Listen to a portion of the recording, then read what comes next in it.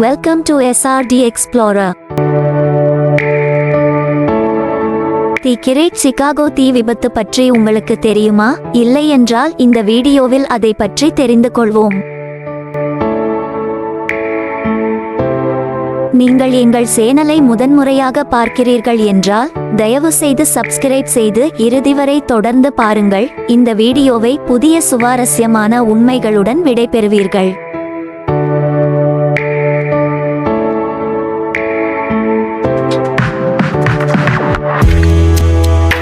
நாங்கள் சிகாகோ கட்டிடக்கலை கப்பல் பயணத்தில் இருந்தபோது அவர்கள் சிகாகோ பெரும் தீ பற்றி சொன்னார்கள். அது பற்றி மேலும் அறிய எனக்கு ஆர்வமாக இருந்தது. பள்ளியிலிருந்து ஐ சர்வைவ்ட் என்ற புத்தகத்தை எடுத்து வந்து படிக்க ஆரம்பித்தேன். பின்னர் இணையத்தில் இருந்து மேலும் சில விவரங்கள் கிடைத்தன.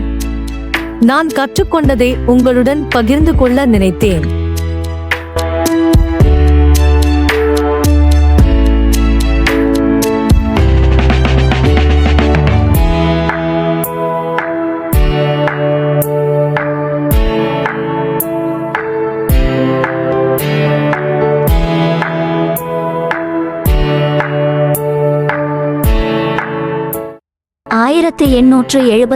ஆண்டு அக்டோபர் 8 சிகாகோ தீ விபத்து ஏற்பட்டது. இந்த தீ 3 நாட்கள் தொடர்ந்தது. சில வதந்திகள் உள்ளன. சிகாகோ தீ எவ்வாறு தோன்றியது, ஆனால் இதுவரை எதுவும் உறுதிப்படுத்தப்படவில்லை.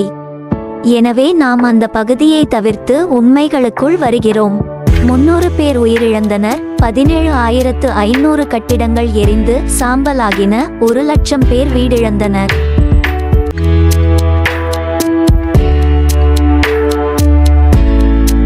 தீயணைப்பு வீரர்கள் இறுதியாக டீகோவன் தெருவை அடைந்தபோது தீ வளர்ந்து அண்டை கட்டிடங்களுக்கும் பரவி மத்திய வணிக மாவட்டத்தை நோக்கி முன்னேறிக் கொண்டிருந்தது.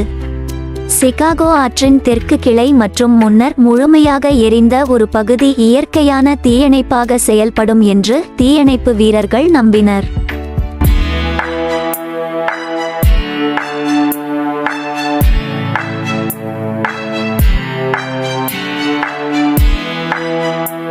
ஆனால் ஆற்றின் குறுக்கே மரக்கட்டைகளும் கிடங்குகளும் நிலக்கரி சுரங்கங்களும் படகுகளும் எண்ணற்ற பாலங்களும் இருந்தன. தீ வளர வளர தென்மேற்கு காற்று தீவிரமடைந்து சூப்பர் வெப்பமாக மாறியது. இதனால் வெப்பம் மற்றும் காற்றால் வீசப்பட்ட எரியும் குப்பைகளிலிருந்து கட்டமைப்புகள் தீப்பிடித்தன.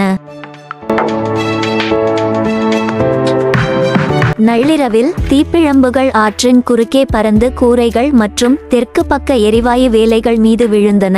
அக்டோபர் 9 மாலை வரை மழை பெய்யத் தொடங்கியது. ஆனால் தீ ஏற்கனவே தன்னைத்தானே எரியத் தொடங்கிவிட்டது.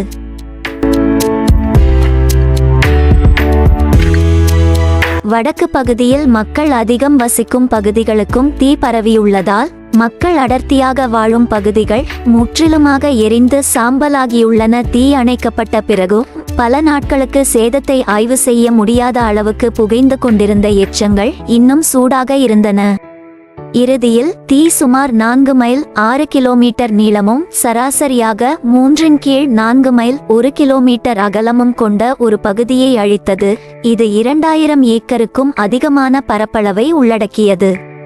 73 மைல் 117 கிலோமீட்டருக்கும் அதிகமான சாலைகள், 120 மைல்கள் 190 கிலோமீட்டர் நடைபாதைகள், 2000 விளக்கு கம்பங்கள், 17,500 கட்டிடங்கள் மற்றும் $222 மில்லியன் சொத்துக்கள் அழிக்கப்பட்டன.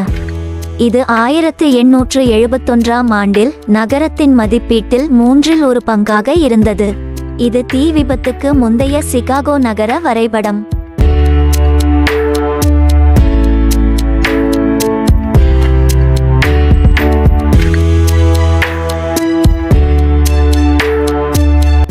இந்த தீ விபத்து காரணமாக எவ்வளவு நிலம் பாதிக்கப்பட்டது என்பதை இந்த வரைபடம் காட்டுகிறது.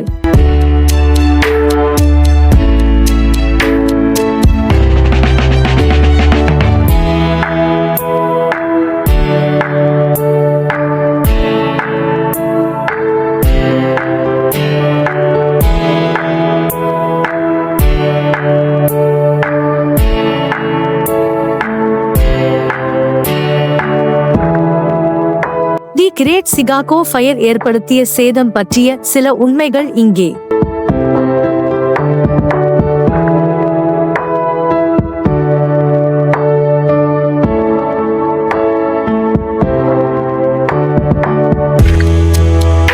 சூறையாடல் மற்றும் வன்முறையில் இருந்து நகரத்தை பாதுகாப்பதற்காக நகரம் ஜெனரல் ஷெரிடனின் கட்டுப்பாட்டு அமைப்பின் கீழ் 2 வாரங்களுக்கு இராணுவ சட்டத்தின் கீழ் வைக்கப்பட்டது. வழக்கமான துருப்புக்களின் கலவையுடன் ஷெரிடனின் கட்டளை அமைப்பு, போராளிகள் பிரிவுகள், காவல்துறை மற்றும் சிறப்பாக ஒழுங்கமைக்கப்பட்ட சிவிலியன் குழு, சிகாகோ தன்னார்வலர்களின் முதல் படைப்பிரிவு. 2 வாரங்களுக்கு ஷெரிடனின் ஆட்கள் தெருக்களில் ரோந்து சென்றனர், நிவாரணக் கிடங்குகளை பாதுகாத்தனர் மற்றும் பிற விதிமுறைகளை அமல்படுத்தினர்.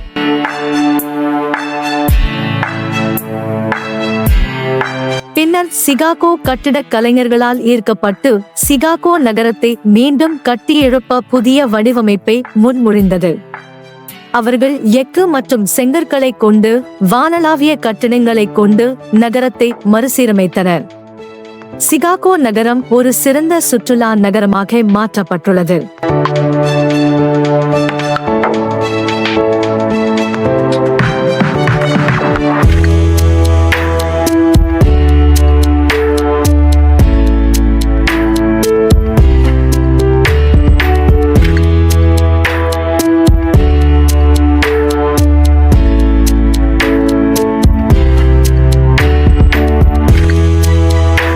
யூடியூபில் சிகாகோ மற்றும் அதைச் சுற்றியுள்ள சுற்றுலா தலங்கள் தொடர்பான நிறைய வீடியோக்கள் உள்ளன. சிகாகோவில் நீங்கள் பார்வையிடக்கூடிய மிக முக்கியமான சில இடங்களை காட்டியுள்ளேன்.